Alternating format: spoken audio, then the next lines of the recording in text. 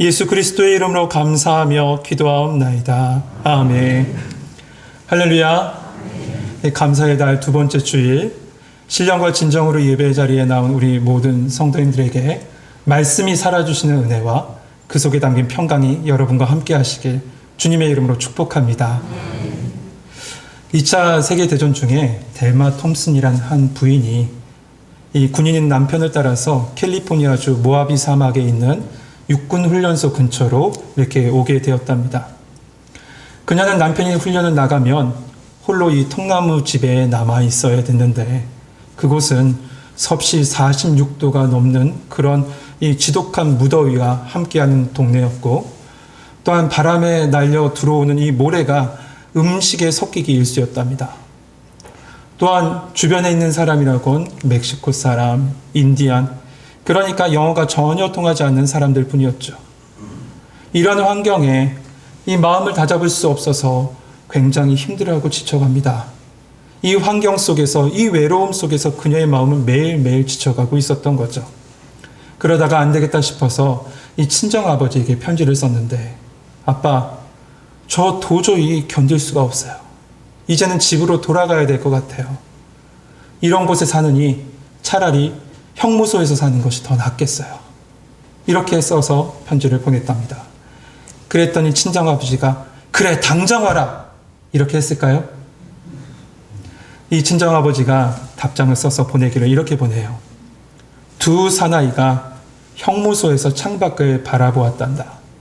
그런데 한 사람은 진흙탕인 땅을 보았고 다른 한 사람은 하늘을 보았어. 딱 두 줄이었습니다. 이 두 줄의 편지에 충격을 받은 그녀는 바라보는 시선을 바꾸기로 합니다. 그랬더니 그곳에 참 말도 통하지 않는 그 낯선 그 사람들, 그 이웃들이 친구가 돼요.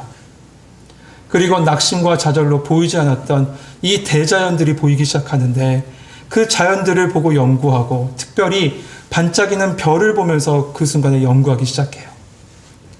그리고 이 모든 것들을 소재로 소설을 썼는데, 그리고 출간하게 됐는데, 그 작품이 바로 빛나는 성벽이라는 소설입니다.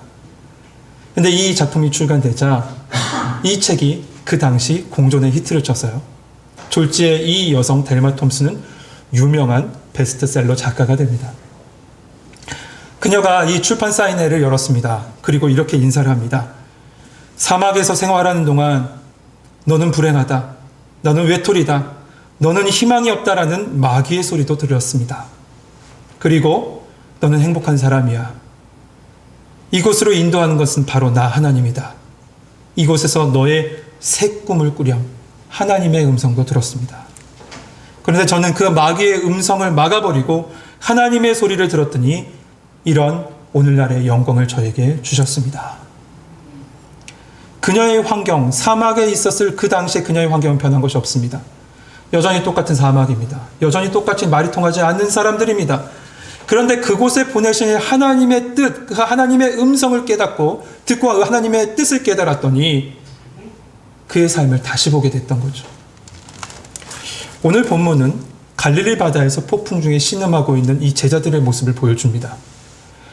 이 말씀은 어찌 보면 이 감사의 달과 전혀 어울리지 않는 말씀인 것처럼 보이죠. 감사보다는 고생, 고난, 그리고 참 어리숙한 제자의 무모한 도전, 그런 행동밖에 보이지 않는 것 같아요. 그러나 하나님은 오늘 말씀을 통해서 우리의 시선을 바꿔서 폭풍 속에서 감사하는 법을 보게 하십니다. 폭풍 속에 있는 감사입니다. 인생은 이 기도 중에도 말씀해 주셨지만 바다와 같다고들 해요. 내 인생의 족적을 한번 남기고 싶어서 물벌하시며 막 달려보지만 곧 사라지는 것이 바다입니다. 또한 어떠한 일도 어떠한 상황도 일어나지 않을 것 같은 그 평온하고 고요한 바다도요, 순식간에 돌변하고 변화가는 것이 바로 바다예요. 이것이 또한 인생의 바다이기도 하죠. 그런데 하나님은 우리로 그 인생의 바다, 그 인생의 풍랑 속에서 감사의 이유를 보라고 하세요. 거친 바다와 같은 이 세상 가운데서 믿음의 항해를 하고 계신 우리 성도 여러분, 오늘 말씀을 통해서 감사의 시선으로 말미암아 여러분의 삶을 바라보시고 오직 예수 그리스도 바라볼 수 있는 시간 되길 주님의 이름으로 축복합니다. 오늘 말씀은 이 오병이어 사건 이후에 일어난 일입니다. 오늘 본문 4장 22절에 보면 예수님은 제자들을 재촉해서 배를 타고 건너편으로 가게 하십니다. 제자들을 재촉했다. 이것은 억지로 제자들로 배를 태워 보내셨다는 것을 말하고 있는 거죠. 그렇다면 왜 예수님은 이 제자들을 배를 태워 보내셨을까요? 요한복음 6장 15절에 그 말씀을 통해서 우리는 알 수 있습니다. 그러므로 예수께서 그들이 와서 자기를 억지로 붙들어 임금으로 삼으려는 줄 아시고 다시 혼자 산으로 떠나가시느니라. 이 오병이어 사건은 이스라엘 민족 그 백성에게 충격적인 사건이었고 충격적인 기적이었습니다. 뿐만 아니라 드디어 그들이 고대했던 그리고 기대했던 구원자의 모습을 두 눈으로 확인하는 사건이기도 해요. 그러자 사람들은 생각한 거죠. 야, 이제는 이 모든 압박과 가난 속에서 우리가 해방할 수 있겠구나. 백성들은 이러한 생각 가운데 예수님을 붙잡아서 왕으로서 임금으로서 세우려고 했던 것이죠. 이 예수님은 먼저 제자들을 배에 태워서 떠나 보내시고 그들과 분리시키십니다. 그리고 홀로 예수님은 그들을 떠나 보내신 후에 기도하러 산으로 올라가신 거예요. 그런데 여러분 한번 생각해 보죠. 여러분 이때 제자들의 심정은 어땠을까요? 제자들의 심정은 어땠을까? 방금 전까지 수많은 사람들이 환호하는 모습을 보았습니다. 그리고 예수님을 왕으로 추대하는 모습도 보았어요. 그 모습은 이 제자들로 하여금 굉장히 설레게 했을 겁니다. 야, 이제는 예수님께서 예루살렘에 입성만 하신다면 나도 한 자리 할 수 있겠구나. 그런 생각을 했겠죠. 하지만 예수님은 그 모든 것을 다 거절하고 제자들도 그 자리에서 분리시키세요. 왜 그랬을까요? 왜냐하면 십자가의 죽으심으로 말미암아 생명을 살리고자 하셨던 그 메시아 사역, 예수님의 사역을 이해하지 못한 이 제자들이 혹시 군중 심리에 부안해동할까 봐 예수님이 그렇게 그 모든 것을 갖다가 다 분리시키시고 제외시키시고 나누신 것입니다. 이에 제자들은 아마 섭섭함과 아쉬운 마음으로 배를 타고 갔을 겁니다. 아쉬움이 있어요. 섭섭함이 있어요. 그런데 그때 이들에게 거센 물결이 닥쳐옵니다. 우리 24절 말씀 한번 같이 보시죠. 24절 말씀입니다. 같이 읽겠습니다. 시작.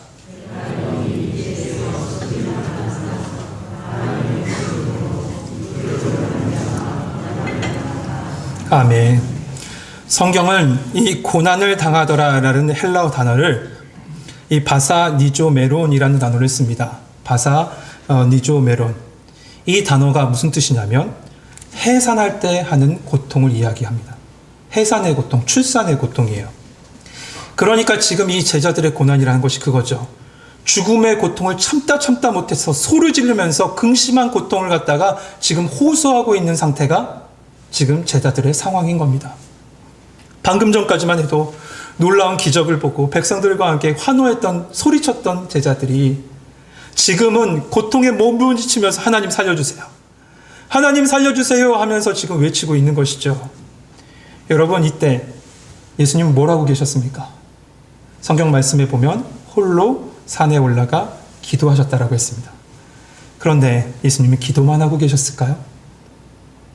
동일한 본문인 마가복음은 이렇게 기록하고 있습니다. 마가복음 6장 28절 말씀 보니까 바람이 거스름으로 제자들이 힘겹게 노 젓는 것을 보시고 노 젓고 있는 것을 예수님이 보고 계셨대요.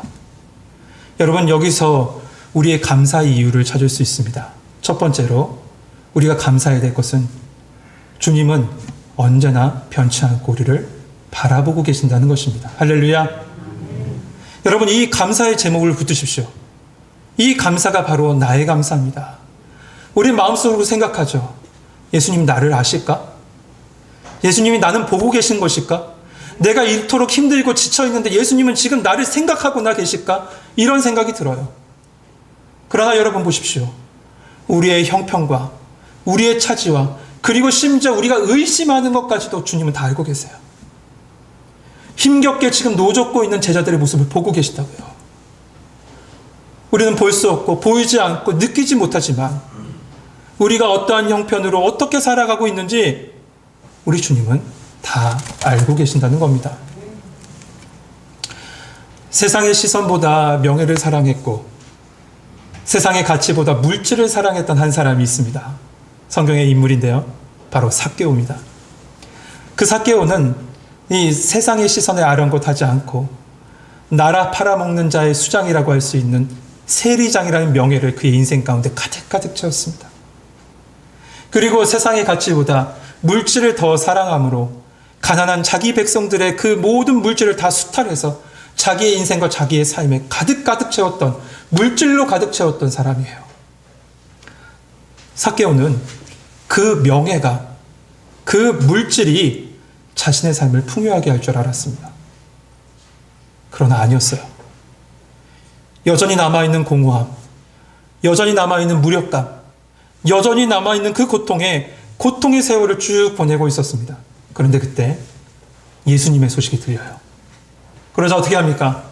삭개오는 그 순간 그토록 그들이 모으고 그가 붙잡았던 그 모든 것을 뒤로 하고 예수님을 만나러 뛰어가요. 근데 뛰어가 보니 수많은 사람들이 예수님을 둘러싸고 있죠. 가까이 갈 수가 없습니다. 어떻게 합니까? 돌 무화과 나무 그 위에 올라가요. 그런데 이때 말씀이 아주 재밌게 기록되어져 있어요. 그때 말씀이 이렇게 기록합니다. 예수님이 그곳에 이르자 그를 쳐다보시니라. 그 순간에 그 돌무화과 나무에 올라간 그 삭개오를 예수님이 쳐다보고 계셨던 거예요. 그리고 말씀하십니다. 삭개오야, 내려와라. 내가 오늘 내 집에 유하여야 하겠다. 예수님은 이 삭개오의 그 마음, 공허하고 무력하고 목말라 있는 그 마음을 다 보고 계셨던 거예요. 다 보고 계셨다는 거죠. 사마리아 성의 우물가의 여인은 어떻습니까? 5번이나 다른 남자와 살았고 지금도 또 다른 남자와 살고 있는 이 여인. 그러나 예수님 앞에 만났을 때, 예수님을 만났을 때 나는 남편이 없습니다 라고 고백할 수밖에 없었던 이 여인입니다. 그런데 그때 주님은 말씀하시죠. 그래, 내 남편이 5이나 있었고 지금도 남편이 있으나 내 남편이 아니니라. 예수님은 그 우물가의 여인의 지난 세월도 아시고 지금 이 순간의 고통도 모두 다 보고 계신다는 것이에요. 여러분, 예수님은 우리를 지금 보고 계세요. 지금 우리를 보고 계시고 우리의 심령을 보고 계세요. 그런데 이것은 또한 어떤 것을 의미하냐면 또한 우리를 새롭게 하실 주님의 은혜가 우리 가운데 예비되었음을 믿으시길 바랍니다. 지금도 여러 가지 이유로 고통 가운데, 괴로움 가운데 이 노젓고 계신 분이 계시다면 오늘 이 예배 시간을 통해서 예수님께서 우리의 인생의 무게를 다 알고 계시고 실패함 속에서도 힘겨워하는 그 모습을 바라보고 계신다는 것을 믿으시길 바랍니다. 그랬을 때 우리의 인생의 첫 번째 감사의 제목이 회복될 겁니다. 그 첫 번째 감사의 제목은, 폭풍 속에서도 우리가 감사해야 될 그 첫 번째 제목은 우리 주님은 우리를 보고 계신다는 사실입니다. 이어서 25절에서부터 27절 말씀 보면, 밤 사경에 예수께서 바다 위에 걸어서 제자들에게 오시니 제자들이 그 바다 위로 걸어오심을 보고 놀라 유령이라고 하며 무서워하여 소리 지르거늘. 우리 27절 같이 읽읍시다. 예수께서 즉시 이르시되 안심하라, 나니 두려워하지 말라. 할렐루야. 여러분, 이 말씀에서 우리가 찾는 두 번째 감사의 제목을 찾을 수 있습니다. 우리가 고난 중에 신음하고 있을 때 우리 주님은요, 우리를 고통 가운데 몰고 가는 그 풍랑을 직접 발로 밟으시고 우리에게 찾아오신다는 사실이에요. 예수님께서 제자들에게 찾아가신 시간은 성경에 보면 밤 사경이라고 되어 있습니다. 그 시간은 우리의 시간으로 하면 새벽 3시에서부터 새벽 6시 사이입니다. 그러니까 예수님은 이 밤의 끝자락에 지금 제자들에게 찾아오신 거예요. 여러분, 이왕이면 처음 이 고난 중에 있을 때 그때 찾아오셨으면 얼마나 좋아요. 하지만 여러분, 하나님의 시간은 우리에게 가장 좋은 때 우리에게 찾아오십니다. 하나님의 시간이 우리에게 가장 최고의 순간에 찾아와요. 그렇다면 왜 예수님은 그 밤 끝에, 그 끝에 가장 좋은 시간이라고 정하시고 그 시간에 제자들에게 찾아오신 것일까? 이 제자들은 대부분 어떤 사람입니까? 바닷가 출신의 어부들이었어요. 갈릴리 호수에서 잔뼈가 굵은 사람들입니다. 자신의 힘으로 이 풍랑을 한번 이겨보려고 했겠죠. 모든 수단을 다 동원했을 거예요. 그러나 아무것도 할 수 없었습니다. 자신의 지식도, 자신의 노력도, 그 경험도 모든 것이 헛것이 된 거예요. 그런데 그때가 바로 하나님의 시간입니다. 하나님을 의지할 수 있는 시간이고 하나님만 바라볼 수 있는 시간이 된 거죠. 우리도 그렇지 않습니까? 우리의 시간과 하나님의 시간이 분명히 다를 때가 있어요. 우리는 그때 내가 무언가 열심히 잘하죠. 그리고 하나님의 때를 정합니다. 그리고 그때 응답하시길 바라며 기도해요. 하나님 이때 꼭 응답하셔야 됩니다. 그러나 하나님은 하나님의 시간에 맞춰서 모든 일을 행하세요. 근데 우리의 인생을 다 지나고 나서 후에 돌아보면 우리는 이렇게 말하죠. 그래, 그때가 딱이었어. 그래, 그때가 하나님의 시간이었어. 맞습니다. 바로 그때가 하나님의 시간인 겁니다. 그 하나님의 시간에 예수님께서 지금 제자들에게 찾아오셔서 말씀하세요. 안심하라. 나니 두려워하지 말라. 여러분, 제자들에게 이렇게 말씀하고 계신 분은 그냥 사람이 아니에요. 친구의 어떤 영혼 없는 위로도 아닙니다. 바로 온 세상을 창조하시고 주관하신 그분의 음성인 거예요. 그분의 음성이 지금 이 제자들에게 들려진 겁니다. 맥스 루케이도라는 목사님이 있죠. 그 목사님의 책을 지금 보고 있는데 그 책에 보니까 이런 내용이 있습니다. 하나님께서 만약에 명함을 갖고 계신다면 거기에는 I am, 나라는 이름을 새겨 넣으실 것이다. 나라는 이름을 새겨 넣을 것이다. 출애굽기 3장에서 모세가 불붙은 그러나 타지 않는 떨기나무 아래 그 하나님을 본 이래 하나님은 자신을 어떻게 드러나셨냐면 I am who I am. 나는 스스로 있는 자다라고 하셨어요. 여러분, 이것은 이겁니다. 그분은 불멸하시다. 그분은 영원하시다. 그분은 전능하시다는 뜻을 나타내는 세상에 그 누구도 붙일 수 없는 유일한 하나님만의 이름인 거예요. I am who I am. 나는 스스로 있는 자다. 우리가 하나님은 과연 우리 가운데 오실까 생각했을 때 하나님은 자신의 이름으로 우리 가운데 대답하십니다. 나다. 우리가 예수님께서 과연 하실 수 있을까라고 생각했을 때 주님은 선포하십니다. 나다. 우리의 눈이 오직 어두움만 보고 우리의 마음이 오직 의심만으로 가득 차 있을 때 그리고 하나님이 과연 내 곁에 계신가? 아니, 나는 알고나 계신가? 라는 생각이 들었을 때 예수님으로부터 온 기쁨의 대답은 이겁니다. 나다. 안심하라. 나니 두려워하지 말라. 성도 여러분, 지금 불안과 초조 속에 살아가고 계신 분이 계십니까? 지금 이 예배 가운데도 수많은 생각 속에서 불안해하고 계신 분이 계시다면 이 예수님의 음성이 들려지길 소망합니다. 나니 두려워하지 말라. 이사야 43장 1절에서부터 5절 말씀에 이렇게 말씀해요. 너는 두려워하지 말라. 내가 너를 구속하였고 내가 너를 지명하여 불렀나니 너는 내 것이다. 내가 물 가운데 지날 때에도 내가 너와 함께 할 것이라. 강을 건널 때에도 물이 너를 침몰하지 못할 것이다. 나는 너의 하나님 여호와이며 너 이스라엘을 구원하는 거룩한 자니라. 너는 두려워하지 말라. 내가 너와 함께 하리라. 성도 여러분, 그 하나님이신 예수님이 우리의 인생을 오늘까지 임마누엘로, 에베네셀로 지금까지 인도해 주셨어요. 그러므로 우리가 감사해야 될 두 번째 감사의 제목은 이겁니다. 순간순간마다 나를 찾아오셔서 평강으로 덮어주신 그 예수님 때문에 우리는 감사할 수 있는 겁니다. 할렐루야.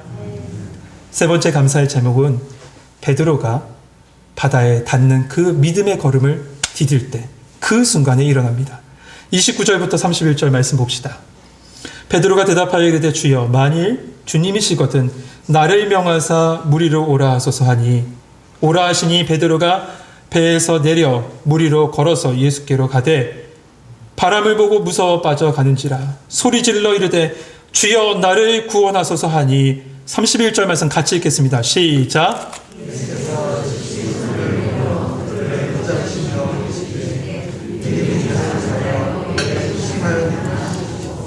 아멘. 여러분, 이 베드로의 모습은 어떻게 보면 참 무모하고 어찌 보면 굉장히 어리석은 것처럼 보여지죠. 그렇지만 여러분 보십시오. 바다를 걷는 이 믿음의 걸음은 인류 역사상 아무도 경험하지 못한 경험을 한 믿음의 걸음이었습니다. 베드로는 어리석은 게 아닙니다. 무모한 게 아닙니다. 주님 붙잡고 믿음으로 걸어간 거예요. 여러분, 다른 이가 주님의 이름으로 놀라운 이 은혜를 경험하는 그 현장을 여러분은 보고만 계실 겁니까? 가판 위에 머물러서 내 제자리에 머물러서 야, 저 성도 잘 되고 있네. 아니면 반대로 내가 그럴 줄 알았지, 빠질 줄 알았어, 무모한 짓 하네, 이렇게 판단만 하고 계시렵니까? 지금 베드로는 인생의 구원이 그 배 안에 있는 것이 아니라 배 밖에 있음을 알았기 때문에 믿음으로 걸어간 거예요. 우리는 보통 생각하죠. 풍랑이 일면 어떡합니까? 배 안에 있는 어떤 것을 붙잡습니다. 그리고 그것이 생명의 동아줄인 양 버티고 붙잡아요. 그러나 베드로는 알았던 거죠. 풍랑이 일고 거친 파도가 칠지라도 예수님이 계신 곳이 가장 안전한 곳이라는 거예요. 그래서 담대하게 예수님이 오라 하시는 그 말씀을 듣고 담대하게 거친 바다지만 발을 딛고 예수님께 쫓아간 거예요. 히브리 기자는 말합니다. 믿음은 바라는 것들의 실상이요 보이지 않는 것들의 증거라고 했습니다. 여러분, 저는 이 말씀을 믿습니다. 이것은 어떤 뛰어난 신앙의 위인들만의 이야기가 아니죠. 바로 우리의 이야기고 바로 나의 이야기입니다. 37년 전에 복음의 씨앗을 심고자 우리 총교회가 세워졌죠. 복음의 열정과 믿음의 기도로서 지금 이렇게까지 세워졌습니다. 성도들 한 명 한 명의 기도와 예수 그리스도의 십자가 붙잡는 그 은혜로 말미암아 지금 이렇게 세워졌어요. 결국 우리 교회가 그 믿음의 걸음에 정말로 본보기가 되는 보여주는 열매인 거죠. 우리 교회 자체가 바로 그 은혜의 열매인 거예요. 그러니 여기서 우리는 세 번째 감사의 제목을 찾을 수 있어요. 그것은 바로 이겁니다. 우리가 주님 바라보고 믿음으로 가는 곳에 세상이 상상하지 못하는 감사의 열매를 맺게 하신다는 사실입니다. 여러분 인생 가운데 믿음으로 걸어간다면 그곳에서 감사의 열매를 분명히 맺게 하실 겁니다. 혹시 성도 여러분, 이것으로 되겠어? 이것으로 될까 하고 지금 믿음의 문을 닫고 계신 분이 계시다면 여러분, 이것으로 됩니다. 믿음으로 됩니다. 다시 믿음의 문을 열고 한 걸음 한 걸음 주님 곁으로 가까이 가시는 성도님 되시길 주님의 이름으로 축복합니다. 마지막 네 번째 감사는 실패를 통해서 얻어질 수 있는 감사입니다. 베드로는 결국 바람을 보고 말았습니다. 거친 파도를 보고 말았습니다. 그랬더니 물에 빠지기 시작합니다. 그런데 말씀은 이렇게 기록해요. 31절 말씀 보면 예수께서 즉시 손을 내밀어 그를 붙잡으시며 이르시되 믿음이 작은 자여 왜 의심하느냐 하시고, 여기서 우리가 주목할 말씀은 바로 즉시라는 말이에요. 즉시 예수님은 그의 손을 붙잡으셨습니다. 여러분, 올 한 해도 돌아보면 많은 실패를, 많은 아픔을 경험하셨죠. 왜 저만 경험한 것처럼 이렇게 쳐다보세요? 저는 그랬습니다. 많은 실패를 경험해 봤어요. 올해는 좀 살 좀 빼봐야지, 좀 다이어트 좀 해보겠다고 했는데 저녁 늦은 시간 저도 몰래 이 냉장고 문을 열고 아이스크림 하나를 꺼내 먹는 저를 봅니다. 우리 성도님들 어떠세요? 이제는 기도에 힘써야지 하면서 새벽 기도 마음으로 다짐하셨겠죠? 올 한 해 말이에요. 그런데 저녁 늦은 시간에 텔레비전을 보다가 이 소파에서 잠듭니다. 그리고 어떻게 해서 새벽에 깨요. 그러면 자연스럽게 교회를 나오면 좋은데 자연스럽게 방 안에 이불 안으로 쏙 들어가죠. 그렇습니다. 우리가 그렇습니다. 그런데 이런 실패가 계속되면요, 나도 모르는 사이에 그 실패의 자리에서 매몰되게 돼요. 근데 그 실패의 자리에 매몰되다 보면 기도에도 영향을 미쳐요. 그래서 기도하면서 생각하죠. 내가 기도한다도 될까? 내가 뭘 구한다고 될까? 하나님은 내 기도에 응답하실까? 이런 생각이 들어요. 하지만 그 순간에 예수님은 놀랍게도 우리 가운데 찾아오셔서 그 실패의 자리에서 우리를 억지로 끌어내리세요. 끌어올리세요. 그러시고 믿음의 자리에 다시 세워주세요. 우리의 다짐은 순간순간 넘어집니다. 그런데 주님은 그 넘어지는 자리에 찾아오셔서 너 왜 그랬어? 왜 이거 못해? 모든 과정을 하나하나 책망하시는 것이 아니라 먼저 실패 자리에서 건져내시고 우리 인생을 회복시켜주세요. 다시 믿음으로 걸어갈 수 있도록요. 인생은 매번 성공만 있는 것은 아니죠. 수많은 실패, 넘어짐을 경험합니다. 그럼에도 불구하고 여러분이 지금 이 자리에 나와서 예배드릴 수 있는 건 바로 주님께서 여러분을 그 실패의 자리에서 건져주셨기 때문인 줄 믿습니다. 즉시 우리 가운데 찾아오셔서 건져주신 하나님의 은혜가 있습니다. 그 은혜가 바로 우리의 네 번째 감사의 제목인 겁니다. 그런데 이렇게 우리 폭풍 속에서도 우리 가운데 감사의 제목을 생각하신 그 하나님, 생각하게 하신 그 하나님은 나로 그 감사가 끝나지 않게 하세요. 32절, 33절 말씀 보십시오.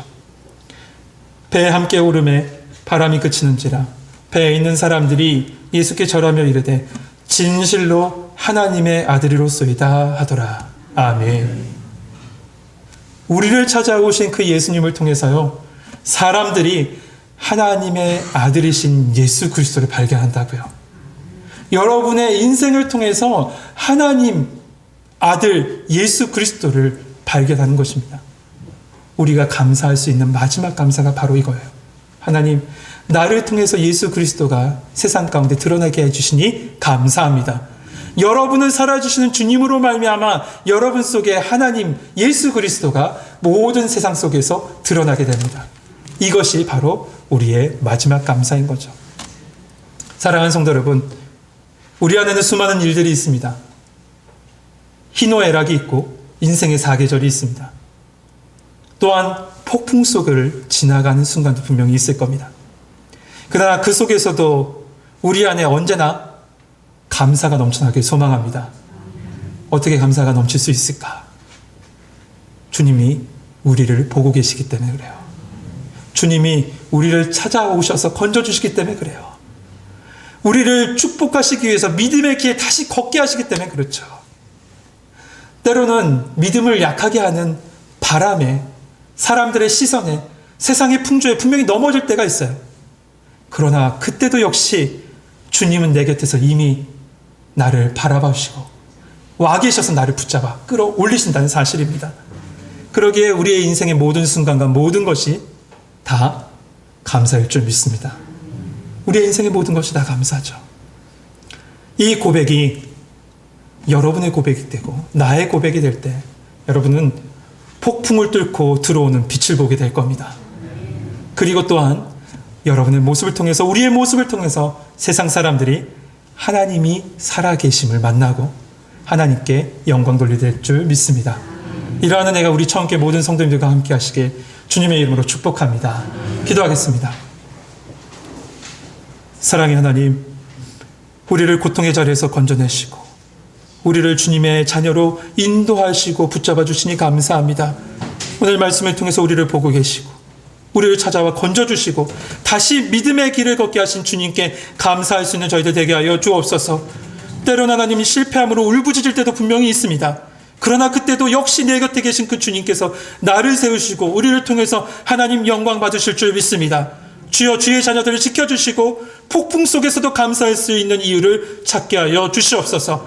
예수 그리스도의 이름으로 감사하며 기도하옵나이다. 아멘.